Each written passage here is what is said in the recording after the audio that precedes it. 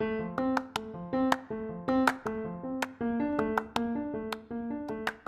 pues gracias a los que ya se conectaron. Bienvenidos, gracias por acompañarnos. Este es un espacio que estamos, es una especie de experimento lo que estamos haciendo.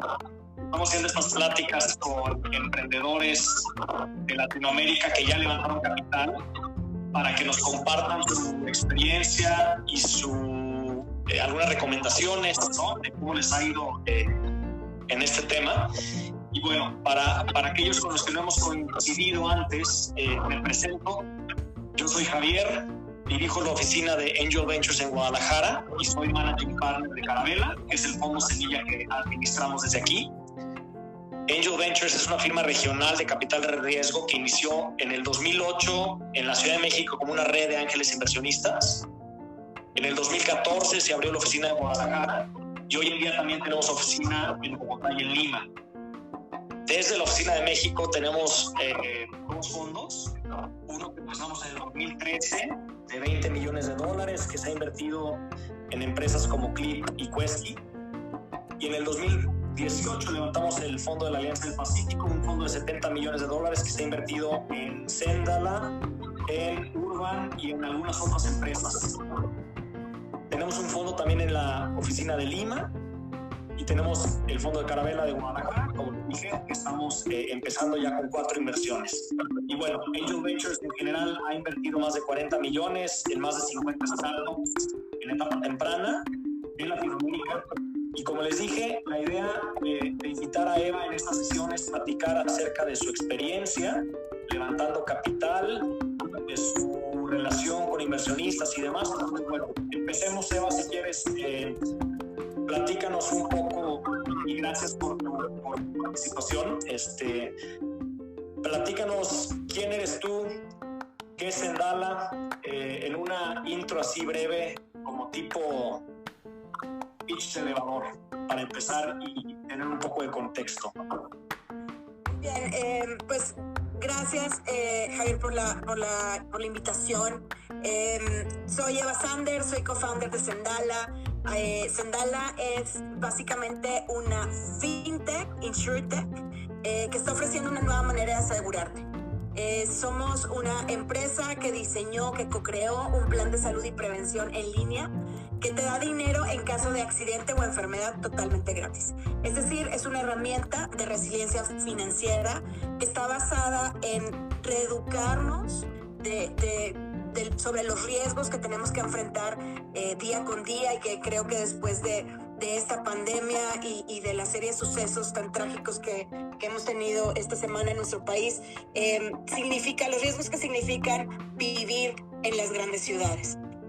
Sabemos que menos del 6% de la población en México está asegurada, y eso nos pone a todos en un riesgo enorme, porque la verdad, si algo sucede, es mucho más fácil que recurras tristemente a la familia y amigos, a que tengas acceso a lo mejor a un crédito, o que tengas muchos ahorros, o que de plano sí tengas una cobertura, un seguro de salud y accidentes privados. Y eso también pues pone en una situación complicada a tu familia y a tus amigos, porque difícilmente, si tienen cómo ayudarte, te van a decir que no ante una tragedia. Entonces, el sueño de Sendala es que todos, y cuando decimos todos, es absolutamente todos, tengan acceso a la salud vía herramientas financieras, como pudieran ser en este caso los seguros. Yo en particular pues soy una emprendedora rara, en el sentido que, pues, para empezar, soy mujer en el mundo del emprendimiento de la tecnología, que pues habemos pocas, y por otro lado estoy a punto de cumplir 44 años, entonces eso también me pone en un lugar diferente. Creo que mis experiencias de vida y mis experiencias profesionales me dan una perspectiva muy peculiar sobre el emprendimiento en México. Súper, definitivamente. Y qué padre, felicidades por estar en y de alguna manera sé que también eres impulsora del ecosistema emprendedor y que cada vez haya más mujeres en esto, ¿no? Que es súper importante. Sí, la verdad que es una de mis grandes pasiones en mi otra vida, porque parezco un gatito que tiene 7. Soy activista, soy una mujer que tiene una agenda personal que cada vez se ha vuelto más política, y la verdad es que yo creo que en el momento en el que estamos viviendo, lo personal es más político que nunca, porque cada una de las decisiones que tomamos van diseñando la realidad a la que nos tenemos que enfrentar. Y cuando esto sucede de manera colectiva, pues obviamente es ahí donde se ponen las cosas más interesantes. Como lo que decido yo ahorita, llámese en consumo, en qué admito que no, qué dejo pasar, que no, en qué invierto, en qué no. Conforme eso va avanzando y lo tienes como más claro, vas formando una red, y esa red pues forma una comunidad, que puede ser una comunidad como la que buscamos nosotros, que es como muy resiliente y colaborativa, o una comunidad polarizada que se enfoca simplemente en alcanzar objetivos a costa de lo que sea. Exactamente, todo está más conectado de lo que tenemos pensado. Oye, Eva, a ver, y para entrar en detalle al tema, ¿por qué no nos platicas, en la medida de lo posible y lo que tú creas que sea prudente compartir, cuánto capital han levantado en Sendala, ¿no? Y qué tipo de inversionistas tienen en su cap table? Acuérdense que esta plática es para que founders o emprendedores que van empezando puedan beneficiarse de lo que otros ya han hecho y no caigan en los mismos errores. Entonces, para entrar en materia, si puedes compartirnos algo de información de cuánto han levantado y qué tipo de inversionistas tienen en su cap table al día de hoy. Pues mira, realmente ahorita estamos cerrando el proceso de nuestra ronda semilla. Ya tenemos todos los term sheets firmados y demás. Y esta ronda en específico es de $2 millones. Previo a esto tuvimos una experiencia de levantamiento de capital de riesgo, en donde por supuesto entraron Friends and Family, pero ya bajo un esquema financiero mucho más estructurado a través de un sindicato de inversión que nos armó Lotux VC para proteger ese dinero que mete Friends and Family. Y por otro lado, pues ustedes realmente desde Angel Ventures también apoyaron esta ronda presemilla, en donde levantamos alrededor de $350,000. Y digo aventura porque cuando planteamos el escenario inicial, pensamos que este dinero nos iba o teníamos planeado que este dinero nos sirviera para alrededor de 12 meses. Y llegó la pandemia y pues, ¿qué crees? No fueron 12, sino fueron 21. Entonces, ese primer levantamiento de capital, creo que a Diego Muradas, nuestro CEO y mi socio, y a mí, nos dejó claro la importancia de quién mete dinero a tu empresa. Entonces, cuando hablamos de cap table, hablamos no únicamente del listado de fondos y de inversionistas, sino del listado de un equipo extendido, de una, pues de cierta manera, familia, sobre todo cuando las cosas se ponen como más complicadas, con una red de apoyo, con un listado de aliados, de partners. Entonces creo que algo de lo que aprendimos de una manera muy, muy ruda era que aunque lleguen personas que te digan, bueno, es que yo quiero meter $500,000 a tu empresa, pues a veces les tienes que decir que no. Y eso se pone difícil cuando pues estás levantando capital y sobre todo en medio de una crisis financiera global, ¿no? Entonces, ¿quién está en nuestro cap table ahorita? Están algunos fondos pequeños mexicanos, como G2 Capital, como Lotux VC, entraron algunas family offices como la de Armando Kuroda, Diego Muradas también metió dinero de su propio family office a través de, se llama Ecan Legacy, y ahorita en esta ronda, que pues ya es mucho más seria, pues traemos algunos fondos internacionales también. Y eso nos da muchísimo orgullo, batallamos mucho, fue prácticamente un año de estar detrás del cierre de esta ronda, estar fundraising, negociando term sheets, refirmando documentos entre los socios de los acuerdos de cómo vamos a repartir las acciones y cosas por el estilo. Y ¿qué les puedo decir? Pues está K50, está Cloud Capital, está Magma Partners, están otra vez, bueno, Angel Ventures lidera la ronda. Entonces estamos muy contentos, no únicamente por los nuevos inversionistas que hay, sino también porque algunos de los inversionistas que entraron con un capital pequeño en la ronda presemilla, pues nos hablaron para decirnos que iban a multiplicar varias veces el capital que ya habían invertido. Súper padre, felicidades. Es algo muy importante que es cuidar el capital y cuidar quién entra en esa lista tan exclusiva que debe de ser, ¿no? Porque hoy en día vemos rondas muy grandes, ¿no? Se acaba de anunciar una muy grande de más de $200 millones y vemos rondas de 60 millones y demás, pero no hay que olvidar que todo el mundo empezó con una ronda de Family Friends y una ronda semilla, ¿no? Entonces, creo que es importante que los emprendedores tengan eso en mente, que para correr hay que empezar caminando, ¿no? Y creo que hay que hacerlo con mucho cuidado, teniendo en cuenta el perfil de inversionistas que necesitas y que más te pueda ayudar en la etapa en la que estás, para que no metas a alguien que más que ayudarte te va a perjudicar. Entonces creo que es algo súper valioso eso. Y en ese sentido, a ver, hay muchos emprendedores que están empezando con esto.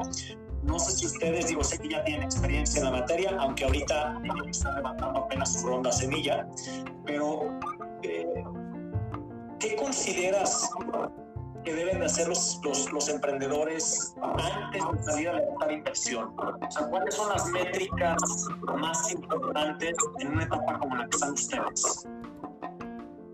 Esa es una pregunta complicada de contestar, en el sentido que estamos como emprendedores muy entrenados a hablar de KPIs muy específicos, como pudiera ser la atracción, ¿no? De cuántos usuarios tienes, cuál es tu CAC, cosas por el estilo, ¿no? Métricas como de conversión y las súper tradicionales métricas vinculadas al mercado, ¿no? Al market size, al market opportunity y cosas por el estilo. Yo diría que una de las primeras cosas que debes de hacer antes de ponerte a levantar capital es asegurarte que tienes el equipo que necesitas para una aventura de ese tipo. Nosotros en Sendala aguantamos la primera fase siendo los puros founders, no tuvimos empleados, hacíamos y seguimos haciendo de absolutamente todo un poco. Y fuimos muy prudentes a la hora de contratar, o más bien de no contratar a más personas. ¿Por qué? Porque hay un historial bastante negro en el ecosistema del emprendimiento mexicano, sobre todo desde por ahí del 2003, en donde pues hubo ciertos levantamientos de capital con cierto tipo de empresas, casi todas ellas con base tecnológica, en donde recibían capital y pues lo primero que hacían era tipo hacerse de una oficina increíble, casi creo que querían ser Google, contratar miles de empleados, tener como perks súper importantes. Y entonces los inversionistas empezaron a tener como serias dudas, sobre todo porque pues el retorno de la inversión no fue el correcto, la empresa tuvo que cerrar y cosas por el estilo. Entonces nosotros realmente lo que hicimos para podernos ganar la confianza de los inversionistas que ya teníamos y la confianza de quienes apenas están empezando a invertir, pues fue un enfoque muy claro en mejorar el producto, en tener el market fit adecuado, en empezar a trabajar el posicionamiento de la empresa. Entonces, para la gente que anda por aquí que ya me conoce va a decir, ay, Eva con su misma historia de siempre, pero yo tengo una formación muy basada en la comunicación corporativa, en la generación de capital social, y yo les diría, enfóquense mucho en ese capital social, cuiden su reputación como personas, cuiden la reputación de su empresa, sean muy claros con el posicionamiento y entiendan que ahorita estamos viviendo un momento peculiar en la historia la economía mundial, en el sentido que la inversión de impacto empieza a tener una relevancia mucho mayor. Entonces, fondos que antes no se fijaban tanto en indicadores de impacto, se están empezando a fijar simplemente porque los fondos mismos están levantando capital, y ese capital ahorita tiende a venir de bancos internacionales, como puede ser el Banco Mundial o el BID, o incluso cierto tipo de fundaciones que tienen muchísimos millones de dólares para invertir en cuestiones de impacto, y que ahorita sus portafolios tienen que tener esta nueva capa de información, ¿no? Entonces, sean muy cuidadosos que desde el principio estén cultivando un scorecard vinculado a impacto, un scorecard vinculado al valor de tu empresa en cuanto a los intangibles. Y eso es algo que muchas veces como emprendedores se nos olvida, y sobre todo cuando eres un emprendedor pues novato, ¿no? De primera vez. Súper, totalmente de acuerdo. Hay cosas que van cobrando más relevancia y hay que tener eso en mente. Ahora, antes de pasar a la parte de preguntas y respuestas, que creo que también es importante que los que están aquí puedan resolver dudas. Y como les dije, es un experimento que estamos haciendo porque la idea es que esto sea en media hora, es decir, nos quedan 15 minutos. Son cápsulas muy pequeñas que estamos haciendo justo para que nos quedemos con las ganas de escuchar más, ¿no? Pero a ver, en la etapa temprana en la que están ustedes, ¿cómo es la relación con sus inversionistas? ¿Y cómo crees que va a ser o cómo está haciendo con estos nuevos que están entrando, que ya son varios, de diferentes perfiles? ¿Y cómo es esa relación? Veo también que está por aquí conectado Diego, qué padre. ¿Cómo le hacen, ¿no? para tener esta relación con estas personas que confían en ustedes y que de alguna manera también pues, les gusta pues, estar al tanto de lo que sucede y apoyar, ¿no? Y que todo el mundo quiera apoyar. ¿Cómo es la relación? Pues mira, yo vengo de una escuela, como te decía, como muy corporativa. Me tocaba hacer las comunicaciones a inversionistas de compañías como Fortune 500, y yo tenía una idea muy cuadrada, muy anticuada, muy rígida de cuál debería de ser la relación o cómo se debería dar esa relación. Entonces, en ese sentido, creo que Diego me ha ayudado muchísimo a aprender a hacer las cosas de otra manera. Yo más bien lo he estado siguiendo a él, y si algo he aprendido es a mantener una relación cercana, abierta, brutalmente honesta, una relación de mucha comunicación bidireccional, de aprender a escuchar al inversionista, no únicamente en materia de qué es lo que esperan de ti, sino también de otras experiencias que ellos han tenido con otras de sus empresas en el portafolio, ¿no? Entonces, para mí la relación con tus inversionistas, independientemente de cuántos cientos, miles o millones de dólares hayan metido en tu empresa, tiene que ser una relación transparente, en donde estés reportando no únicamente lo que está sucediendo, sino cómo está sucediendo, cuáles son los aprendizajes que has estado teniendo, pues semana con semana, mes con mes, y periodo con periodo, y qué estás haciendo al respecto. Porque una cosa en la que tendemos a equivocarnos de repente los emprendedores es a jugar con tu inversionista que todo es perfecto, que todo está yendo by the book, es que no se deben de preocupar de nada, y luego cuando viene la hora de rendir cuentas les dices, ay, pues ¿qué crees? Y eso genera pues muchísimo estrés y muchísima desconfianza. Entonces, el estar haciendo pequeños cortes en donde puedas ir compartiendo no únicamente lo bueno, sino también los retos a los que te estás enfrentando, creo que es una de las grandes lecciones que hemos tenido en el pasado año en Sendala.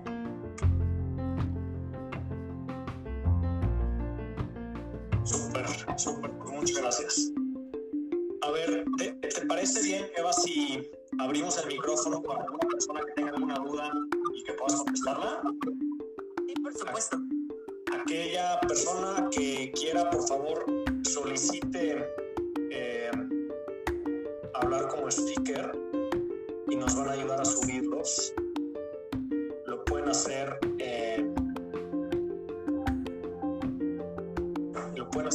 en la parte de los controles de abajo.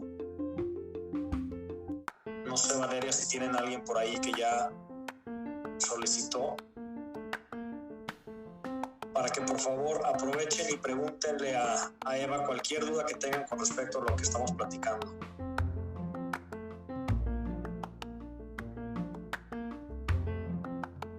No, a mí ahorita no me... ya tenemos a una persona, lo pongo. Ya se animaron, bien, anímense.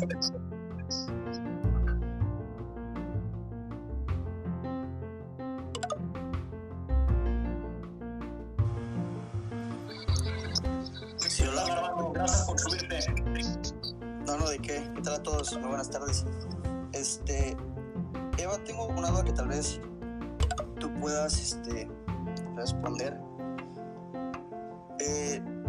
Por ejemplo, en mercados o industrias ya más competitivas, como por ejemplo Estados Unidos, donde el venture capital, ya el factor valor agregado que tienen los managers en los fondos para competir con otros fondos, por así decirlo, para agregar valor a las startups, pues veo que en LATAM cada vez cobra más importancia, ¿no? Como ese fondo en específico o ese manager en específico te agrega valor a ti como founder. Entonces, según tu experiencia, por lo que llevan de Sendala hasta ahora, ¿cómo han experimentado este tipo de interacción que va de la mano con lo que decían de la relación inversionista y founder?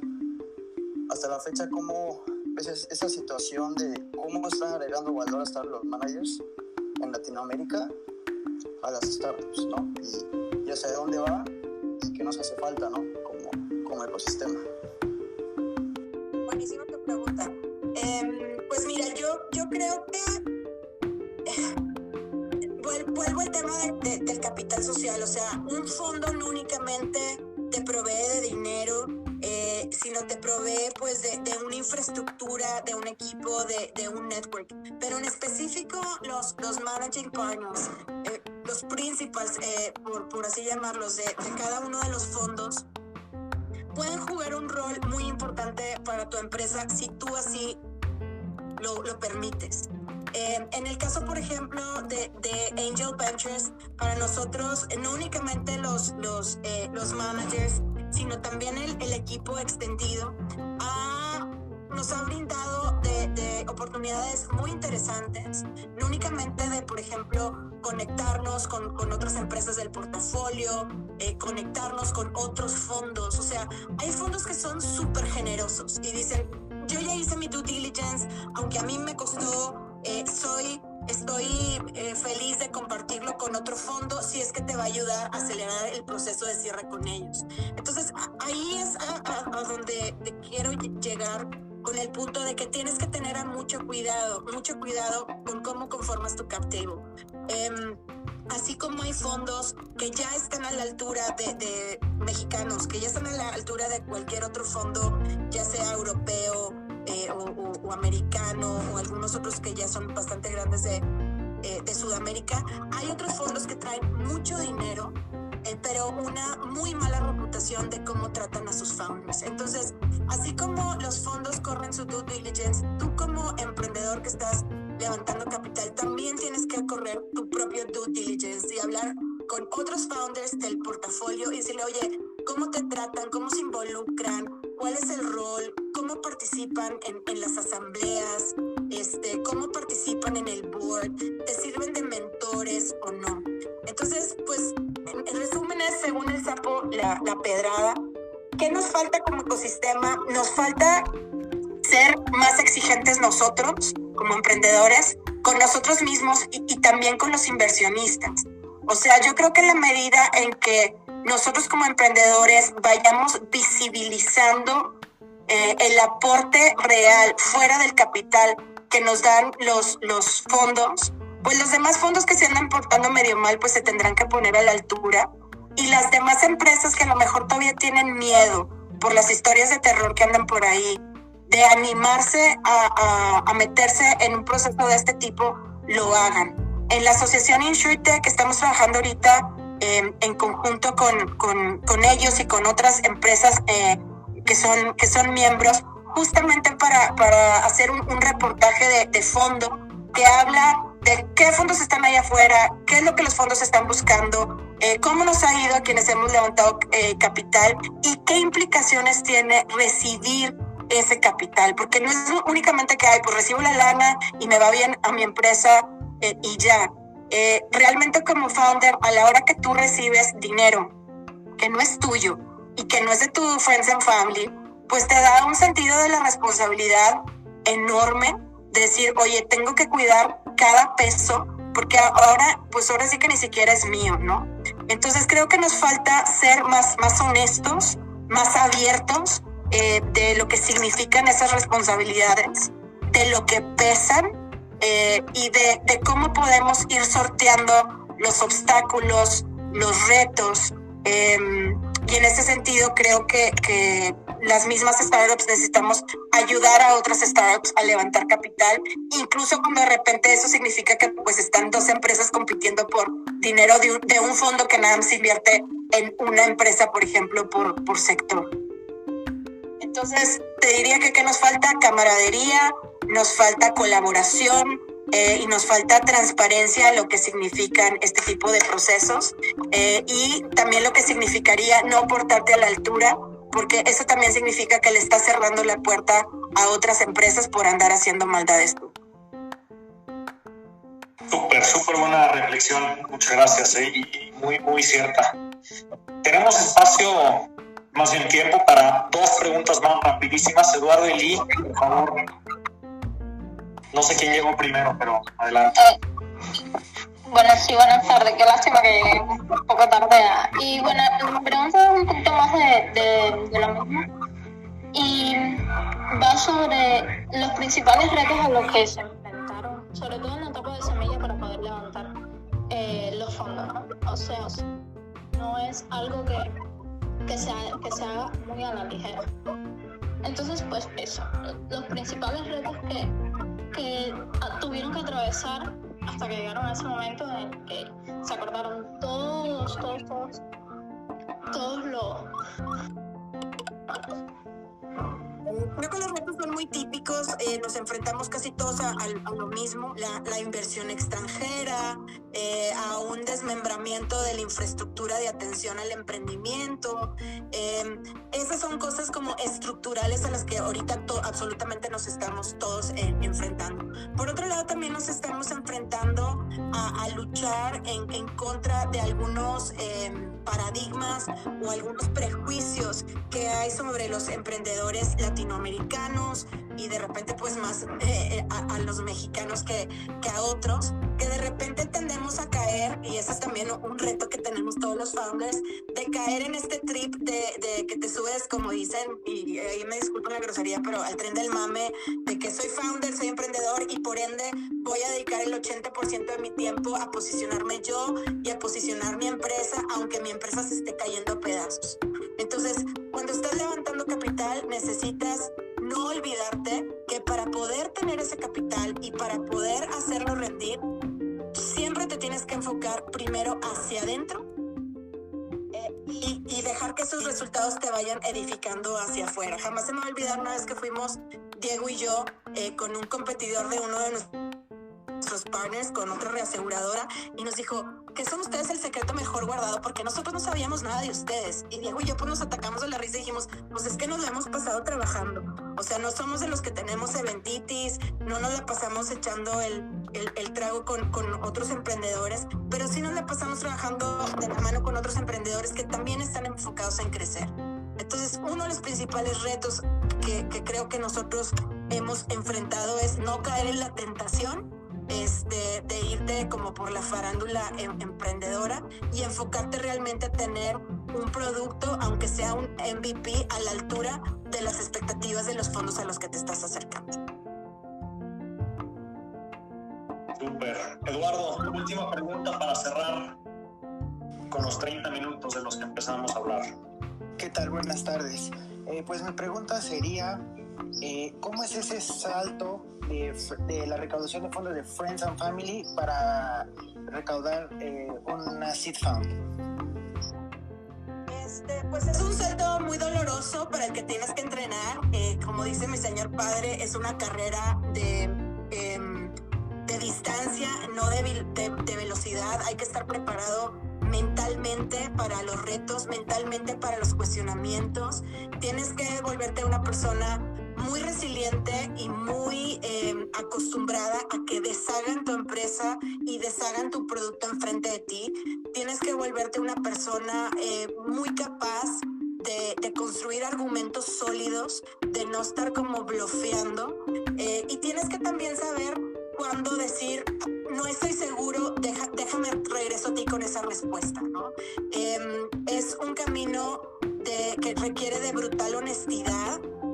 Es un camino que requiere también de mucho apoyo de tus co-founders, que mientras estás tú levantando dinero, pues ellos estén ayudando a cuidar la empresa, y que cuando llegan las preguntas difíciles que únicamente un especialista en el tema, como pudiera ser otro de tus co-founders, tiene que contestar, pues involucrarlos en el proceso. Entonces el cambio es radical. Es como decir, pues es que antes jugaba en el fútbol de mi colegio y ahora quiero jugar como un profesional. Subirte a las grandes ligas significa también entrenar como los que se suben a las grandes ligas, ¿no? Totalmente de acuerdo. Eva, pues pasó rapidísimo, así ha sucedido en las sesiones anteriores. Estamos evaluando si extendemos un poco el tiempo.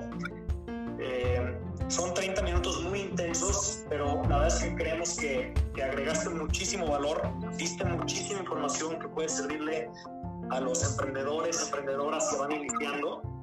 Te agradecemos mucho por tu tiempo, gracias por lo que están creando, gracias Diego, por ahí también estás. Está padrísimo poder estar apoyando desde Angel Ventures una empresa como ustedes y unos emprendedores como ustedes. Gracias de verdad por tu tiempo, por todo lo que compartiste, y gracias a todos los que estuvieron por aquí acompañándonos y escuchando. Nos vemos el próximo viernes a la 1:30. Tendremos un emprendedor, ahora toca también de Guadalajara. Les anunciaremos en los próximos días para que nos acompañen en este mismo espacio. Que tengan buen fin de semana a todos y gracias de nuevo, Eva. No, gracias a ti y a ustedes en Angel Ventures por siempre estar buscando cómo enriquecer el ecosistema con su experiencia y su apoyo. Muchísimas gracias. Bye, que estén muy bien. Bye bye.